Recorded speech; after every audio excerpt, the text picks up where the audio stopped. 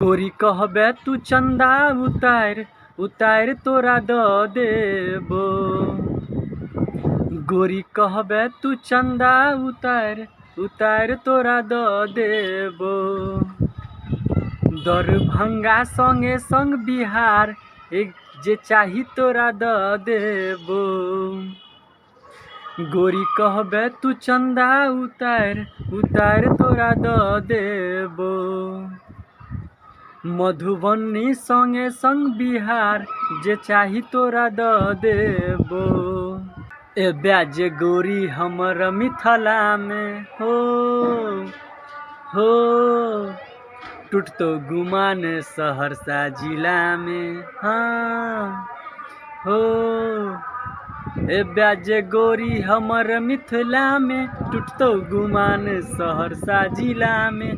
बेगूसराय के छौरा ने छोड़तो कहतो जे नैना मिला के। सीतामढ़ी से लके कटिहार जे चाही तोरा द देबो। गोरी कहबे तू चंदा उतार उतार तोरा द देबो। मधुबनी संगे संग बिहार जे चाही तोरा द देबो। गोरी कहबे तू चंदा उतार उतार तोरा द देबो। दरभंगा संगे संग बिहार जे चाही तोरा द देबो। भागलपुर के सिल्क के लहंगा दिएबो हो। मुजफ्फरपुर के लाली से ठोर सजेबो हो।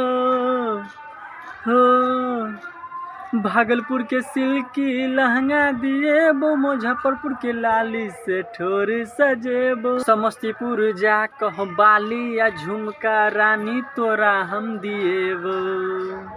हीरा के हार उधार गे गोरी तोरा द देबो। कहबे तू चंदा उतार उतार तोरा द देबो। अनसक गप कनी सुने तू जाना हो। विक्रम जोनी नहीं सुनतो बहाना हो। अंशक गप कनी सुने तू जाना। विक्रम और जोनी नहीं सुनतो बहाना। जी के मीठा पान खुएबो लके इलायची के दाना। डुमरी के सिपलू बाजार गे गोरी तोरा ल जेबो।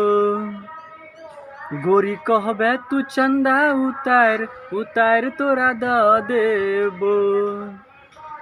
दरभंगा संगे संग बिहार गे गोरी तोरा द देबो। तो हे गाइस, कैसे आप सब? आई होप आप सब अच्छे होंगे, मस्त होंगे। तो दोस्तों, आज का ये न्यू ब्लॉग वीडियो में आप सभी को ये गाना कैसा लगा? आई होप आप सभी को अच्छा लगा हो, मस्त लगा हो। क्योंकि 2-3 दिन के बाद इस चैनल पे वीडियो ये अपलोड हम करने वाले हैं, क्योंकि टाइम नहीं मिल पाता है, इसलिए वीडियो हम नहीं डाल पाते हैं। तो इसके लिए माफ़ी चाहता है आप सभी को। तो गाइस, ये गाना आप सभी को कैसा लगा? आई होप अच्छा लगा। तो वीडियो को लाइक करके चैनल को सब्सक्राइब जरूर कर दीजिएगा। कोशिश करेंगे प्रत्येक दिन इस पर वीडियो डालने का। तो चलिए फिर मिलते हैं नेक्स्ट ब्लॉग वीडियो में। आज के लिए इतना ही था। जय हिंद।